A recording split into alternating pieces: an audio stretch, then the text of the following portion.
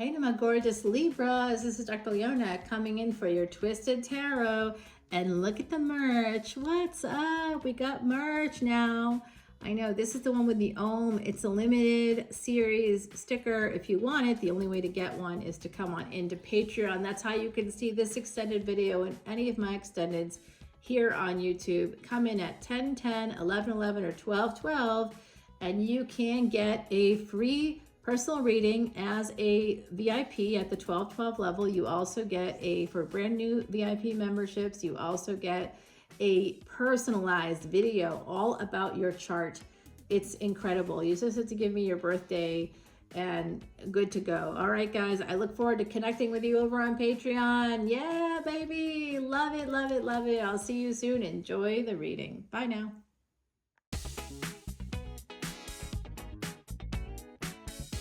So we have the Knight of Wands here at the bottom of the deck. Libra, Libra, Libra. King of Swords, that is your energy. Very intellectual. Did you know that one of the most lauded Siddha gurus of all time was a Libra Ascendant? That Libra Ascendant, my granddaughter, one of my gurus, Libra Ascendant. It's great energy here, guys. Beautiful energy, Libra. If you are a true Libra, in Vedic Astrology, we don't go based on a sun sign. But you would be typically born, and remember, that's not going to reflect your ascendant, and the ascendant is your physical life. That just reflects, you know, some of your soul energy there, and any other planets connected to it. Like you could have sun and moon together sometimes. That's quite interesting. That means your mind and emotions are aligned with your soul. If you have sun and Mars aligned, that's a conjunction that we're going to see kind of the similar energy as Mars enters Leo on between June 7th and June 8th here coming up. Okay, so I did just drop a video about that on Patreon. That's where you can see this extended, guys. And any of my extendeds, I appreciate you so much. Here's that Leo energy coming right out. So King of Swords, it looks like some of you with a Nine of Swords have a lot on your mind. Psychologically speaking, I see somebody having a lot of anxiety and perhaps not sleeping well at night. The sun energy here, thinking about a father. Some of you are thinking about a person who, okay, this person makes you really happy, and they could be a father. I'm hearing from the other side. Okay, King of Cups. This is somebody that you love and that loves you and that makes you happy. Okay, so they are like sunshine, and you are not telling them, or you haven't talked to them in a long time, or you don't know if you'll talk to them again. You might be staying quiet here, or holding back, holding on to a precious pearl, I'm hearing on the other side. Okay, Ace of Swords. Oh yeah, the truth. You're holding back on telling this person the truth, or on having a reunion, or you're waiting to have that reunion. Some of you, I feel that energy. All the swords here, Libra. You are that heir of air. That is a cardinal sign. And so air is hard to understand for people that don't have much in their chart. You know, I do have some air in my chart, but it is not even as much as a person that's a Libra Ascendant. The way that they move, that I couldn't understand. But if you are a Libra Ascendant or a Libra Moon, you must get out into the fresh air quite a lot, or you must be out in the fresh air, especially like mountains, areas where there's like, or beaches where there's wind. You need to be Vayu. You need to be around the wind. Vayu is wind, okay? You need to be around wind. That just came to me from Smriti. I'm pretty sure that's what that is. It's weird when you start speaking in another language that you didn't grow up knowing, and the words just come to you. Okay, so yeah, no, I know the other side's here. They're verifying that's what it is. So listen, the truth here is that you are in love with somebody that you've been holding back. This person is in love with you. You both make each other happy. Someone here, born year of the tiger. I see that. Okay, I think that the Four of Swords, the truth will bring out some kind of healing. Some of you are afraid that if you tell the truth, it's going to bring out some kind of an end. There's an Emperor energy here, 10 of Cups. This person could have Aries placements, or they could have Mars as their Atma Karaka, their highest degree planet. They could also be in Aries in the D9, an Aries Ascendant in the D9. Okay, so that's interesting. I'm just thinking about that. That's so interesting. King of Cups here, holding back on what? On a commitment.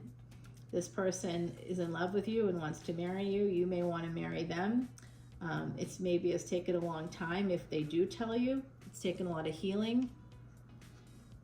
I hear, guys, we're going to be possibly interrupted. You may hear some sounds like a bell. Someone might be coming in through the garage door here any moment. They are bringing my groceries, so don't worry about it. There's no break-ins happening on my watch. Not anymore. Well, I mean, they could try, but, you know, in the meantime, not a good idea for that person. And, you know, the part of me that has that Mars is my highest degree planet part of me, I have that as well, guys. That part of me, like, enjoys those things. Okay, I'm just going to put that out there. I enjoy it. I enjoy the confrontation and the life and death, like the soldier stuff. I enjoy that. I get, like, I'm pretty happy when I'm in the mix in some way. Yeah, that's again another Mars thing.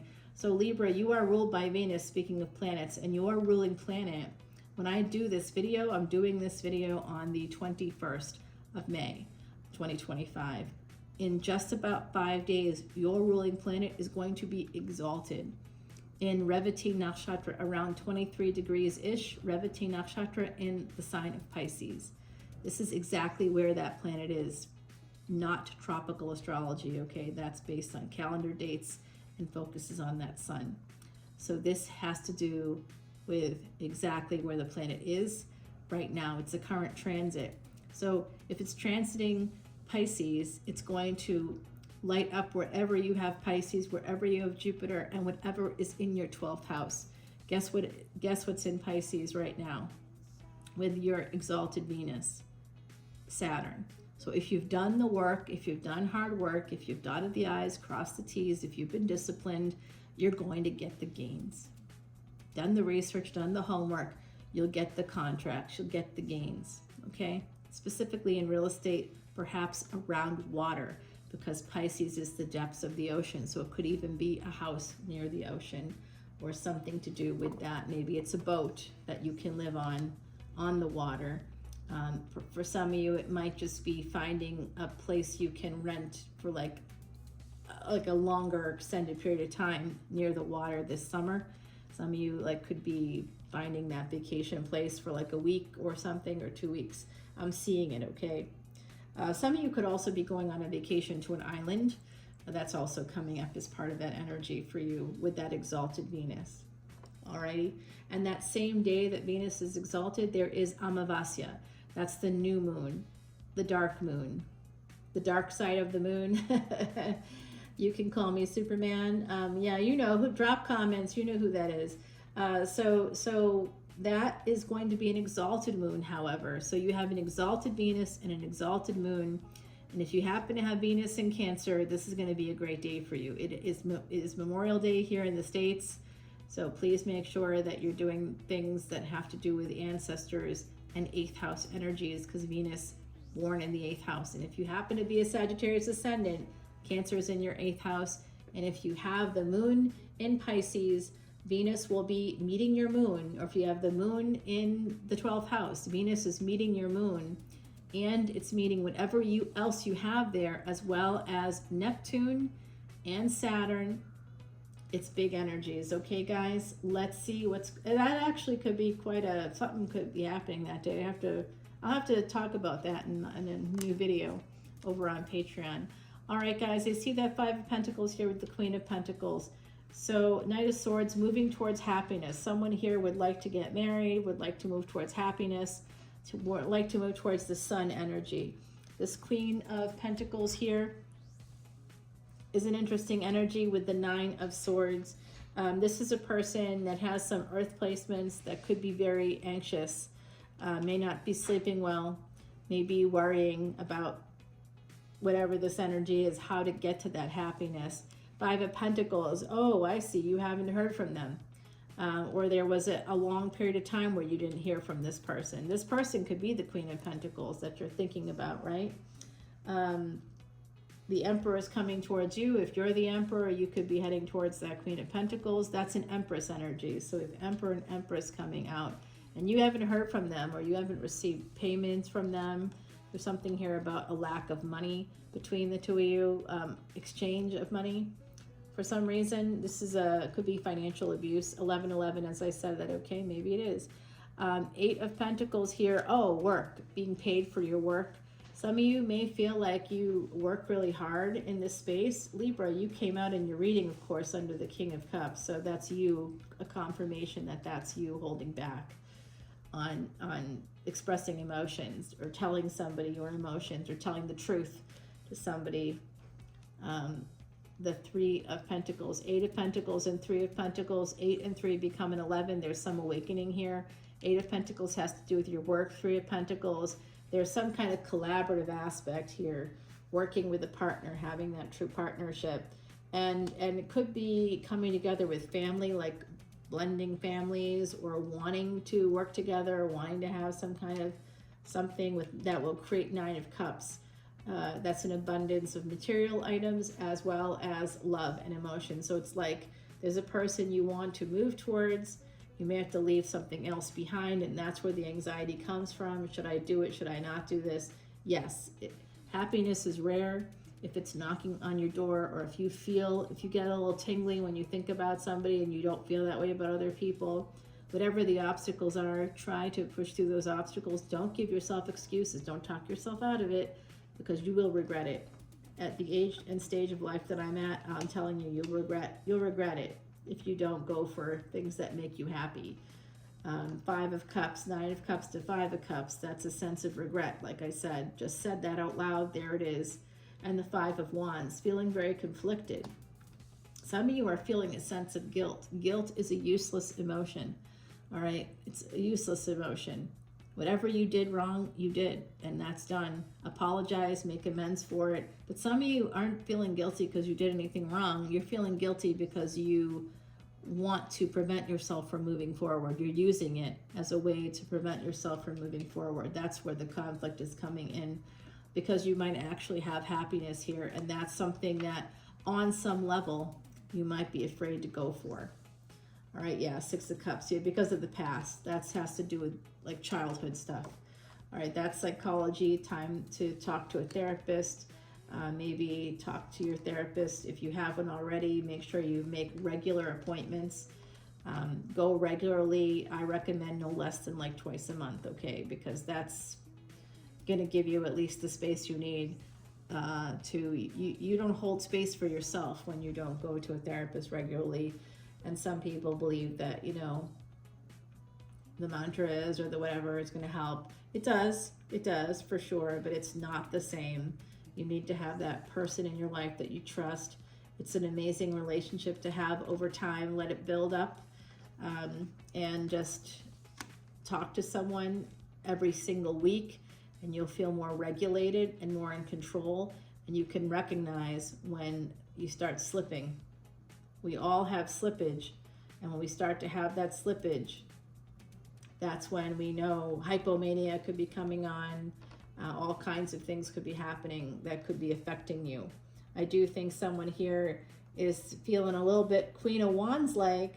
They're not sure. They're a little unsure. I think this is you, your energy. You're feeling a little bit like unsure about something, going back to maybe a past person, or a person that in the past maybe was a bit of a Knight of Cups because of their work, I see. So that energy of player energy, because they are of their work. Here it is, Knight of Cups and the Devil. They have a lot of opportunities, and you might be worried about that. Someone's trying to talk you out of it, and I think it's you. The Devil and the World card. So this is Saturn and Jupiter working in Sandhi. Both, when Jupiter moves into Cancer in October, Saturn will be retrograde in Pisces, And after Jupiter moves direct into Cancer, it's just there for a little while, and then it goes retrograde. When it goes retrograde in Cancer, while Saturn is retrograde in Pisces, wherever you have a retrograde planet, some karma is going to be coming up for you in that house that you have the planet, and wherever that planet is transiting as well. You'll also have some karmas where Jupiter is deposited in your chart and Saturn is deposited in your chart, and if they are aspecting each other or over each other at this time period, because you have Jupiter in the 12th house or Jupiter in Pisces, there's going to be something that happens that October that's connected to some karmic thing, okay? So that's dates for you, all right? Make sure you're writing this stuff down. I don't think I'll remember it after I close the video. Three of Wands, this is eventually happening. This change is eventually going to happen for you, but you must push through these burdens. And one of the burdens is a mother, or is like not wanting to leave home or something like that, not wanting discomfort. Someone here is afraid of not being comfortable, not wanting to do the work.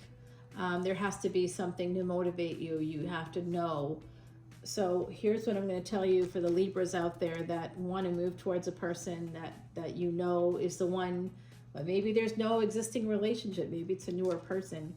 So what you should do is tell that person, be brave, be bold, tell them how you feel and see what they say. Let the chips fall where they may. If they say no, okay, it's no.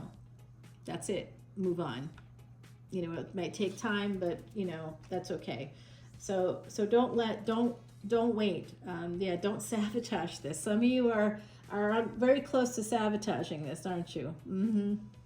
Yeah, I see that. One of the burdens I think for some of you is that there's a baby mama, baby daddy here trying to sabotage the relationship. Okay, I see that. You're going to have to be strong if you're going to be in a relationship with somebody that has other children, that's been married before, that has that. You're going to have to be very strong. And I will tell you, I see that you are very strong, and that the new relationship that you're looking at is going to help you, support you, and give you more strength. Okay, beautiful, beautiful Libra. All right, guys, let's take it over to 10 of Pentacles here. Yeah, there's definitely a blended family. Let's take it over to Patreon, okay? We've got the Knight of Wands at the bottom. Let me grab you an oracle card, and then we'll pop over. Come on and follow me. All the information's in the description box below. Sharing your wisdom.